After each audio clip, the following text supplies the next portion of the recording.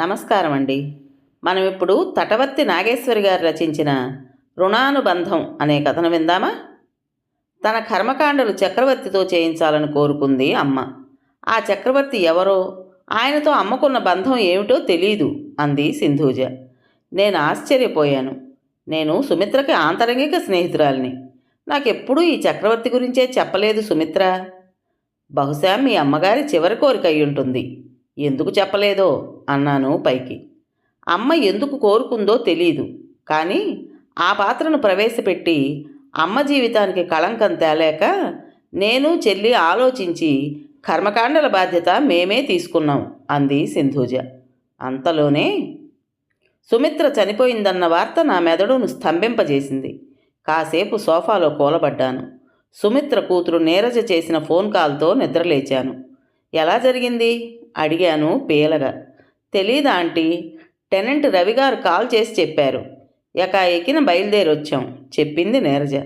మీ అక్కయ్య వచ్చిందా? She is on the way aunty. ఇంకా ఎవరికైనా ఫోన్స్ చేశావా? అమ్మ 30 పేర్లు తన డైరీలో రాసుకుంది. అందులో మొదటి పేరు మీదే ఉంది చెప్పింది నీరజ. 30 పేర్లు రాసుకోవడం ఏంటి అడిగాను. అమ్మ 6 నెలల క్రితం బద్రీనాథ్ యాత్రకు వెళ్ళింది కదా.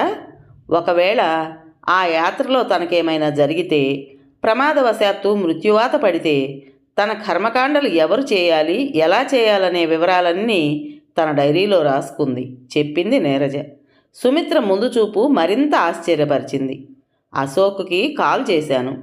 ఆశ్చర్యం, ఆందోళన ముప్పిరిగొన్న ఫీలింగ్తో అవునా అన్నాడు. ఎస్ అశోక్, నాకు ఇప్పుడే తెలిసింది, సుమిత్ర కూతురు చెప్పింది. నా స్వరంలో దుఃఖం పసిగట్టాడు Ashok. Please control yourself Vasu. మీరు వెంటనే రండి చెప్పాను. అశోక్ది రెవెన్యూ డిపార్ట్మెంట్. ఇటీవలి తుఫానుకి విలవిల్లాడిపోయిన విశాఖలో నష్టం అంచనా వేసేందుకు వెళ్ళిన సిబ్బందిలో అశోక్ కూడా సభ్యుడు. ఆ రోజే కేంద్ర బృందం కూడా వస్తోంది. అయినా అశోక్ ఆగదలుచుకోలేదు.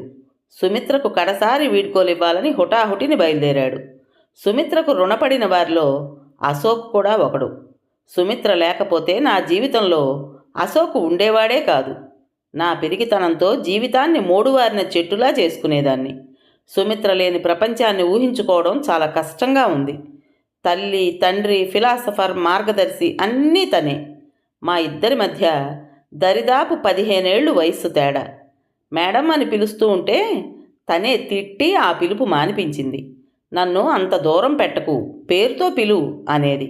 మొహమాటం కోసం ఓకే చెప్పాను, కానీ పేరు పెట్టి పిలవాలంటే మొదట్లో చాలా ఇబ్బందిగా ఉండేది. కాలక్రమేణా అలవాటైంది. మా ఇద్దరి మధ్య వయసు తారతమ్యం గురించి చెబితే తప్ప ఎవరికీ తెలిసేది కాదు. తను స్టన్నింగ్ బ్యూటీ. అప్పుడప్పుడు నవ్వుతూ డ్రీమ్ గర్ల్ అంటుండేదాన్ని. ఎస్, హేమమాలిని నాకు ఆదర్శం. తనది నాది తరిగిపోని అందం అనేది నవ్వుతూ. అనురాగ్తో నాది ప్రేమ వివాహం. తిరుమలకెళ్ళి వస్తుంటే ఘాట్ రోడ్లో మా వాహనం తిరగబడింది. డ్రైవింగ్ సీట్లో ఉన్న అనురాగ్ స్పాట్లోనే చనిపోయాడు. కారుణ్య నియామకాల్లో భాగంగా అనురాగ్ జాబ్ నాకొచ్చింది. సుమిత్ర భర్త ఆనందరావు గుండెకు చిన్ననాడే పడ్డ చిల్లి భారాన్ని భరించలేనని స్తంభించిపోయింది. తనకు కూడా నాకులాగే ఉద్యోగం వచ్చింది. కానీ ఇద్దరి భర్తల మరణాలకు 15 ఏళ్లు తేడా ఉంది. నేను బ్యాంక్ క్లర్క్గా జాయిన్ అయ్యే నాటికి సుమిత్ర ఆ బ్రాంచ్కి మేనేజర్. నేను అక్కడే ఫీల్డ్ ఆఫీసర్ని అయ్యాను. వ్యవసాయ రుణాల కోసం రైతులు దరఖాస్తు చేసుకున్న పట్టాలు పరిశీలించడానికి ఉద్యోగ బాధ్యతల రీత్యా రెవెన్యూ ఆఫీస్కి వెళ్లాల్సి వచ్చేది. అశోక్ అక్కడ రెవెన్యూ ఇన్స్పెక్టర్. ఒక్కరోజులో అన్ని పట్టాలు పరిశీలించడం కష్టం కాబట్టి దరిదాపు వారం రోజులు వెళ్ళాను. ఈ వారం రోజుల్లో అవసరానికి మించి శ్రద్ధ వహించడం గుర్తించాను నేను. ఇక ఆ రోజుతో రెవెన్యూ ఆఫీస్కి వెళ్లాల్సిన పని పూర్తవుతుందనగా అశోక్ సడన్గా ప్రపోజ్ చేశాడు. మీకు అభ్యంతరం లేకపోతే నేను మిమ్మల్ని పెళ్లి చేసుకుంటాను. సూటిగా స్పష్టంగా చెప్పాడు. వాట్ అన్నాను. ఎస్, మీరు విన్నది కరెక్టే. విల్ యూ మ్యారీ మీ అన్నాడు. మీకు పెళ్లి కాలేదా అడిగాను భయంగానే. అయ్యింది. బిడ్డను కనలేక మా ఆవిడ కాలం చేసింది. మళ్ళీ వివాహం చేసుకోవాలనిపించలేదు చెప్పాడు. ఇప్పుడు ఎందుకు చేసుకోవాలనిపిస్తోంది? లాజిక్కులు, రీజనింగులు చెప్పలేను. మీకు మెడలో తాళి, కాళ్లకు మెట్టెలు లేవని అర్థమయ్యాక మీరు నాలానే ఒంటరి ఆకాశం అనిపించింది. మీ అందం, బిడియం, పద్ధతి అన్నీ నచ్చాయి. అందుకే ప్రపోజ్ చేశాను. ఇందులో తప్పేం లేదు కదా అన్నాడు. మీకు తప్పు లేకపోవచ్చు, కానీ నేను మిమ్మల్ని నిరాకరించక తప్పదు. ఎందుకంటే నాకు ఒక కొడుకున్నాడు. వాణ్ణి ప్రయోజకుణ్ణి చేసుకోవడమే నా జీవిత లక్ష్యం అన్నాను. చేయండి, కాదని ఎవరన్నారు? అందుకు నా వంతు సహకారం కూడా అందిస్తాను చెప్పాడు. నేను లైఫ్లో తొలిసారి కన్ఫ్యూజ్ అయ్యాను. ఏ విషయాన్నైనా ధైర్యంగా మాట్లాడగలిగే నాకు అశోక్ విషయంలో ధైర్యంగా మాట్లాడటం రావడం లేదు. మీరు ఇలా ప్రపోజ్ చేయడం తప్పు అని లేచి వచ్చేశాను. అశోక్ మర్నాడు మా బ్యాంకుకి వచ్చాడు. I am very sorry. మిమ్మల్ని ఇబ్బంది పెట్టాలని నా ఉద్దేశం కాదు. నేనేమైనా తప్పు చేశానేమో అని రాత్రంతా గిల్టీగానే ఫీల్ అయ్యాను. సిన్సియర్గానే చెప్పాడు. మొదటిసారి తేరిపారా చూశాను. చప్పున అతడి ముఖంలో అనురాగును చూశాను. అచ్చు అనురాగ్ లాగానే ఉన్నాడే అనిపించింది.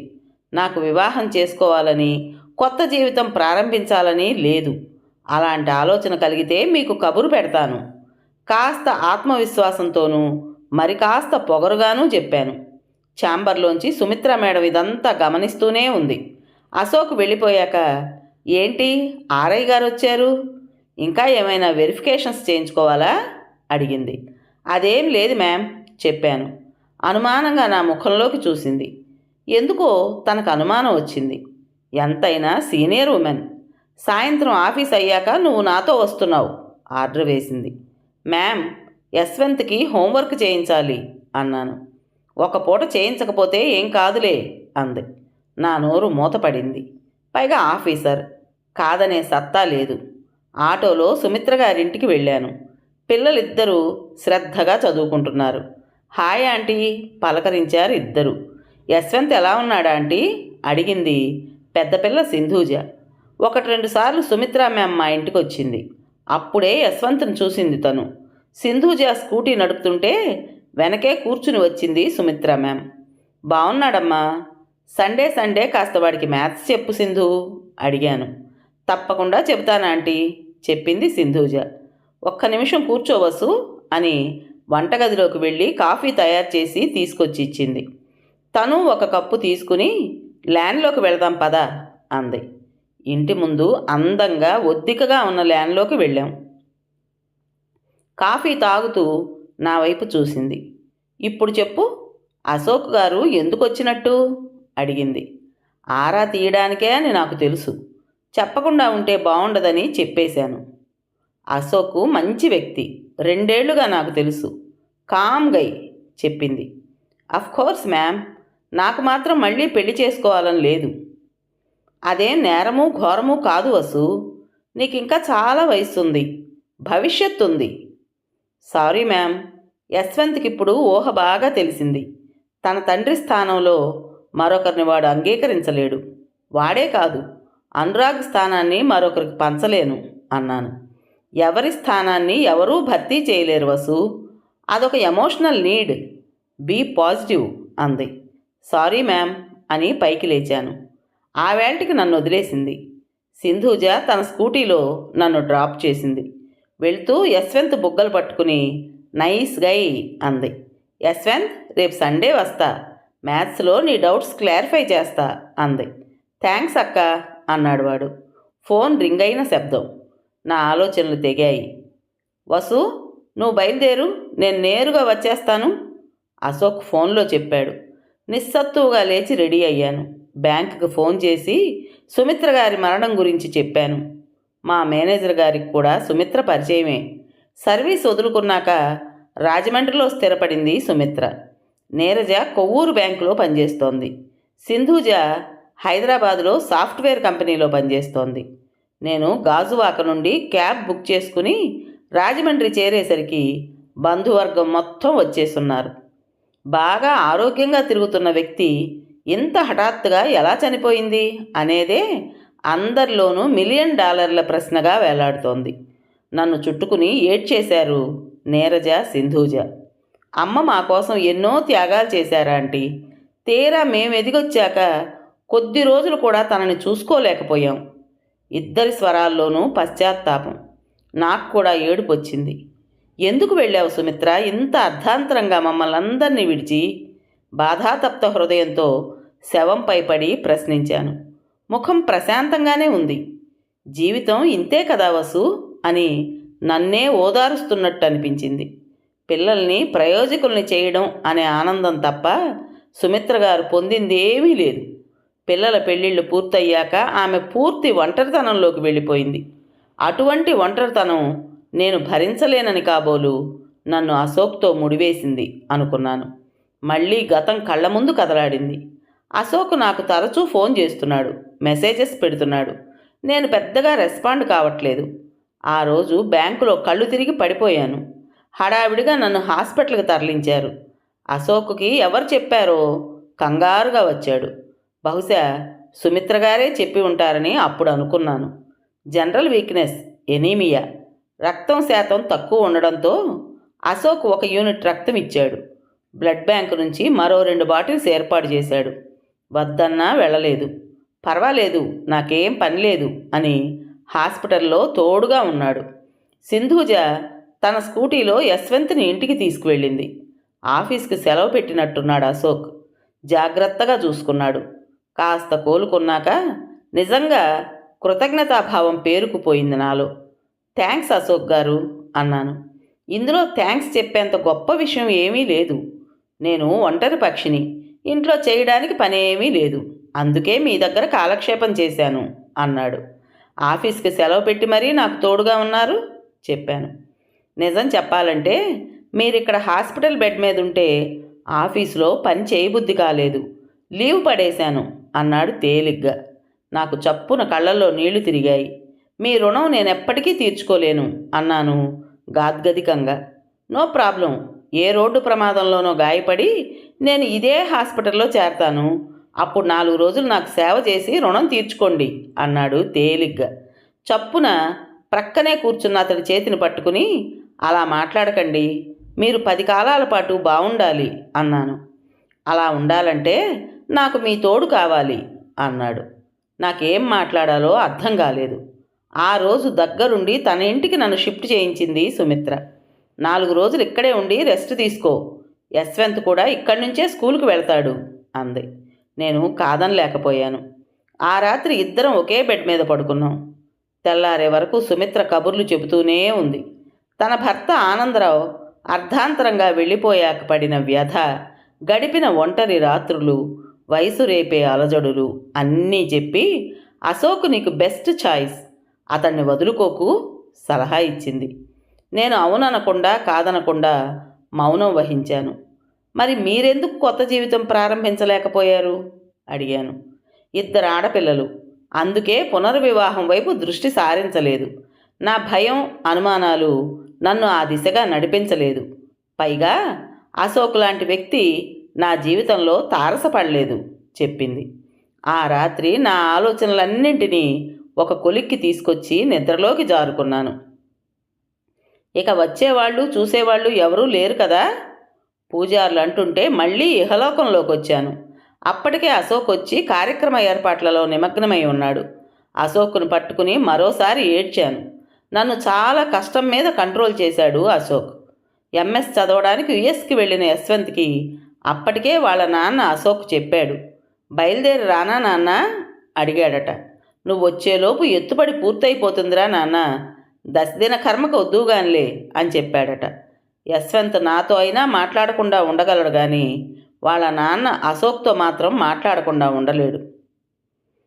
అశోక్ వేసెక్టమీ ఆపరేషన్ చేయించుకున్న రోజు ఎందుకు చేశారు మీరిలా అడిగాను.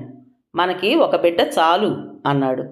దేవుడిలా నా జీవితంలోకి వచ్చారు అన్నాను కృతజ్ఞతగా. నువ్వు కృతజ్ఞతలు చెప్పాల్సింది నాకు కాదు, సుమిత్రమ్మకి. నీ గురించి గొప్పగా చెప్పి నీకు దగ్గర చేసింది తనే. తన వ్యూహంలో భాగంగానే రెవెన్యూ డ్యూటీ మీద నిన్ను పంపారు చెప్పాడు. నాకు సుమిత్ర మీద మరింత గౌరవం, ప్రేమ పెరిగాయి. అశోకుకు వచ్చిన వరుస ప్రమోషన్లతో అతనికి దూరం అయ్యాను. టెలిఫోన్లో మాత్రమే టచ్లో ఉండేదాన్ని. యశ్వంత్ని అశోక్ రిషి వ్యాలీ స్కూల్లో చేర్చాడు. విద్య కన్నా వ్యక్తిత్వ వికాసం ముఖ్యం అనే అతడి వాదనతో ఏకీభవించాను. థ్యాంక్స్ డాడ్, గ్రేట్ స్కూల్లో చేర్చారు నన్ను. హగ్ చేసుకున్నాడు యశ్వంత్ ఒకసారి. నాకు తెలిసి వచ్చింది ఏంటంటే, యశ్వంత్కు కూడా సుమిత్ర కౌన్సిలింగ్ చేసింది. ఆ కౌన్సిలింగ్ అంశాలు తర్వాత సింధూజ నాకు చెప్పింది. యశ్వంత్, నీకు మరో డాడీని తెమ్మని అమ్మకి నేనే చెప్పాను. ఆ డాడీ తోడు నీకు కూడా అవసరం. మొన్న హాస్పిటల్లో ఉన్నప్పుడు చూసావుగా, అశోక్ అంకుల్ ఎంత బాగా మమ్మీని చూసుకున్నాడో. ఆయన నీకు డాడీగా వస్తే అభ్యంతరమా అని అడిగిందట. ఓ నైస్ గై అన్నట్ట కళ్ళార్పుతూ. మళ్ళీ తనే నాన్నలాగే చూసుకుంటాడా నన్ను మమ్మీని అని అడిగాట. అంతకంటే ఎక్కువే అని చెప్పిందిట. యశ్వంత్కి ఎందుకో సుమిత్ర గారన్నా ఆమె పిల్లలన్నా ఇష్టం, రెస్పెక్టు రెండూ ఎక్కువే. ఆ తర్వాత అతని మాలిమి వల్ల అశోక్ తనకి స్టెప్ ఫాదర్ అని వాడెప్పుడూ భావించలేదు. ఒక అదృష్టాన్ని అశోక్ రూపంలో నాకు ప్రసాదించిన అమృతమూర్తి సుమిత్ర. ఇలా అర్ధాంతరంగా అదృశ్యమైపోవడం నేను జీర్ణించుకోలేకపోతున్నాను. దహనకాండ పూర్తయ్యాక తిరుగు ప్రయాణ సమయంలో దశదిన కార్యక్రమాలు పూర్తయ్యే వరకు నువ్విక్కడే ఉండు వసుంధర, నేను 2 రోజుల్లో మళ్ళీ వస్తాను అని చెప్పాడు అశోక్. అవునా ఆంటీ, మీరు మాతోనే ఉండండి, మాకు ధైర్యంగా ఉంటుంది. సింధూజ, నీరజ మాట నేను కాదనలేదు. చాలామంది బంధువులు వెళ్ళిపోయారు. సుమిత్ర తిరుగాడిన ఆ ఇంట్లో మేము ముగ్గురం మిగిలిపోయాం. సుమిత్ర మరణ వార్త తెలిసిన వాళ్ళు ఒక్కొక్కరు వచ్చి పిల్లల్ని పరామర్శించి వెళ్తున్నారు. సుమిత్రది పెద్ద చెయ్యే, అడిగిన వారికి కాదనకుండా సాయం చేసేది. ఆ విషయమే అర్థమైంది నాకు. తరచూ దేవాలయాల్లో అన్నదానాలు చేసేది. సుమిత్ర మరణం అందరినీ దిగ్భ్రాంతికి గురిచేసింది. సుమిత్ర మనస్సు చాలా సున్నితం. పిల్లలకు ఆమెకి మధ్య ఏమైనా కమ్యూనికేషన్ గ్యాప్ పెరిగిందా? అప్పుడప్పుడు నేను మాట్లాడుతూనే ఉన్నాను కానీ ఎప్పుడూ తను బయటపడలేదు. బద్రీనాథ్ యాత్రకు వెళ్ళొచ్చాక చాలా బలహీన పడిపోయింది సుమిత్ర. నా దగ్గరకు రా అని పిలిచాను. వద్దులే వసు అంది. నీకొంట్లో బాగోలేదన్న విషయం పిల్లలకు చెప్పావా అని అడిగా.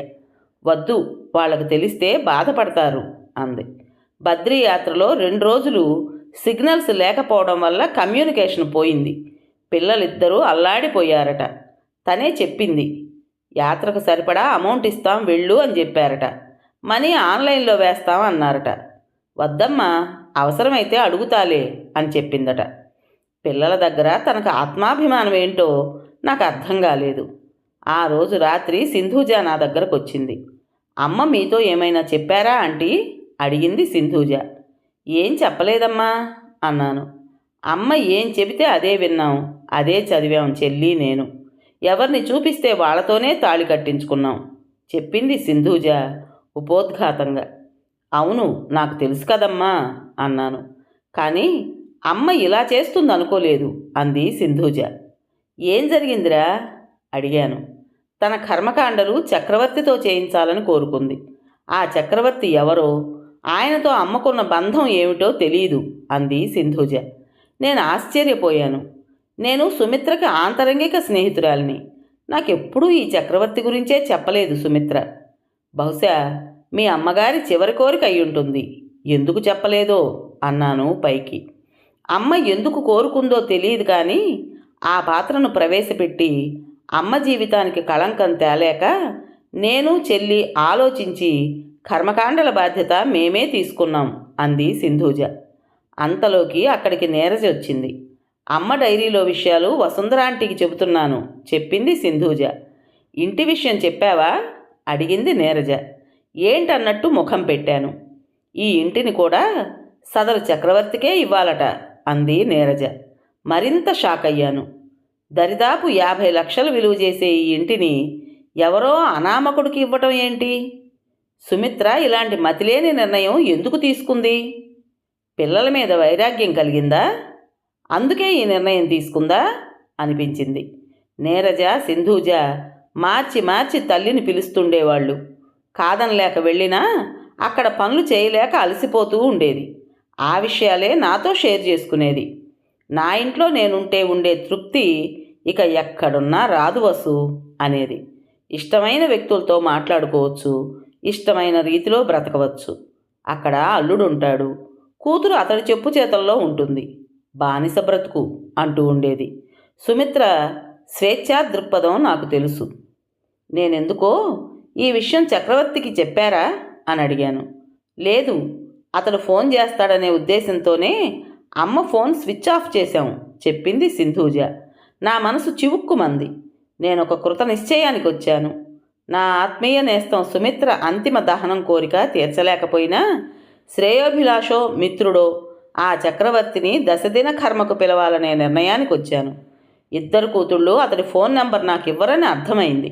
ముందస్తు సమాచారం ఇవ్వకుండా అన్ని పత్రికల్లో ఒకరోజు ముందుగా నిలువెత్తు ప్రకటనలు ఇచ్చాను. అంత పెద్ద ప్రకటనలు ఇవ్వడం ఎందుకు ఆంటీ? డబ్బు వృధా కదా అంది నీరజ. తను నా స్నేహితురాలు మాత్రమే కాదమ్మా, తను నా గైడు, ఫిలాసఫర్. నా తృప్తి కోసం చెప్పాను. అమ్మ పోయిన విషయం ఆ చక్రవర్తికి మీ యాడ్ ద్వారా తెలిస్తే ఈ కర్మకాండలకు హాజరవుతాడు.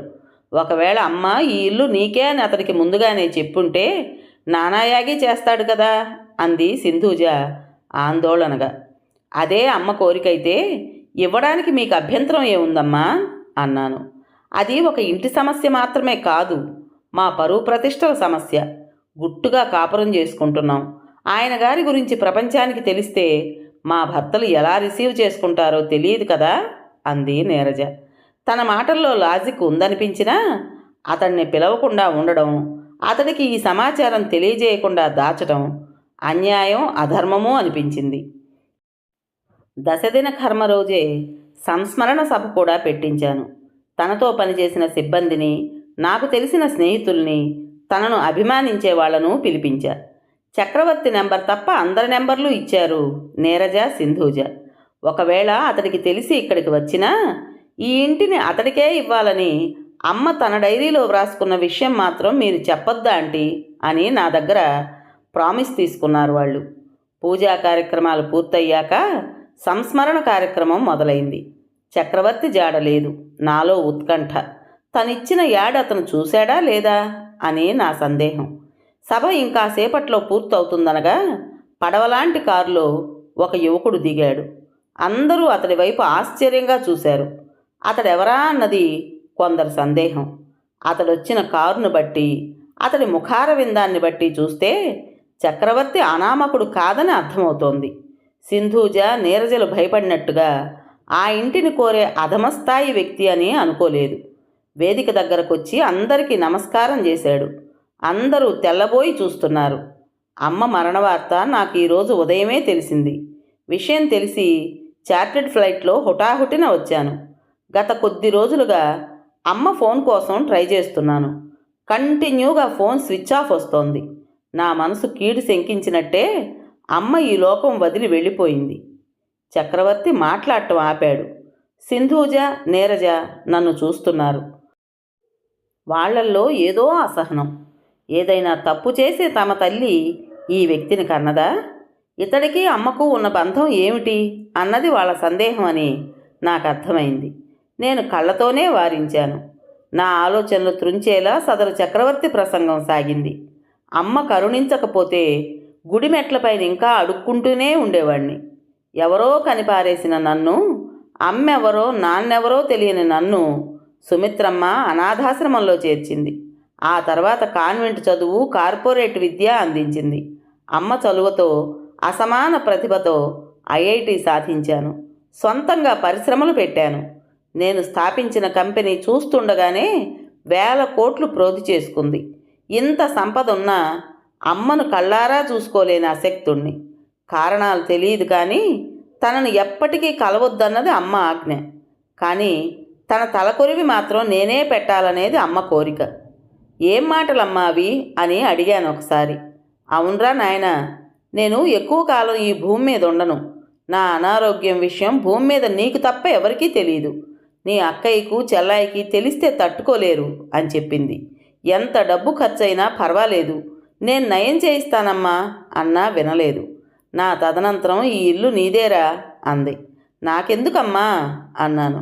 ఏ తల్లికైనా తన బిడ్డకు ఏదో ఒక ఆస్తి ఇచ్చిపోవాలని కోరికుంటుందిరా.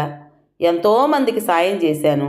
ఎవరూ నీ అంతగా నన్ను గుర్తుపెట్టుకోలేదు, నీ అంతెత్తుకి ఎదగలేదు. అందుకే ఈ ఇల్లు నీకిస్తాను అంది. నన్ను నీ బిడ్డగా భావించడం కన్నా మించిన ఆస్తి ఏముందమ్మా అన్నాను. ప్యాలెస్లకు, భవంతులకు నాకు కొదవలేదు. అమ్మ కోరిక మేరకు ఈ ఇంటిని నాకు ఇవ్వమని, దీన్నో అపురూపమైన జ్ఞాపకంగా పదిలపరుచుకుంటానని నా అక్కయ్యని చెల్లాయిని కోరుకుంటున్నాను. అమ్మలా క్యాన్సర్తో మరెవరూ చనిపోకుండా అమ్మ పేరుతో 100 కోట్లతో ఈ ఊళ్ళో ఒక వైద్యశాల నిర్మిస్తా. అదే అమ్మకు నేనిచ్చే నివాళి. చక్రవర్తి కళ్ళల్లో నీళ్లు, నా కళ్ళల్లో కూడా నీళ్లు అప్రయత్నంగా వచ్చాయి. సింధూజ, నీరజ పరిస్థితి అందుకు భిన్నంగా లేదు. న్యూనతాభావంతో వారి ముఖాలు వాడిపోవటం గమనించాను. సుమిత్రమ్మ ఎంతోమందికి ఎన్నో సాయాలు చేసేది. చేసిన సాయం బయటకు చెప్పుకోకూడదన్నది ఆమె మనస్తత్వం. చక్రవర్తి ఆమె ఆత్మీయ పుత్రుడు, దేవుడిచ్చిన వరం. తన రుణానుబంధాన్ని తీర్చుకోవడానికే వచ్చాడనిపించింది. కథ పేరు రుణానుబంధం. రచించిన వారు తటవర్తి నాగేశ్వరి గారు. విన్నారు కదండి. మరి ఈ కథ మీకు నచ్చిందా? నచ్చినట్టయితే లైక్ చేసి మరో నలుగురికి షేర్ చేయండి. అలాగే ఈ కథ పైన మీ విలువైన అభిప్రాయాన్ని కామెంట్ బాక్స్లో తప్పకుండా తెలియజేస్తారు కదా. మరి ఇంత మంచి కథను మనకు అందించిన రైటర్ గారికి మనందరి తరపున మనస్ఫూర్తిగా ధన్యవాదాలు తెలియజేసుకుంటూ, ఇటువంటి మంచి మంచి కథల కోసం కొత్త వాళ్ళు మన ఛానల్ని తప్పకుండా సబ్స్క్రైబ్ చేసుకోండి. రేపు మరో మంచి కథతో మీ ముందుకు వస్తాను. అప్పటి వరకు ఉంటానండి.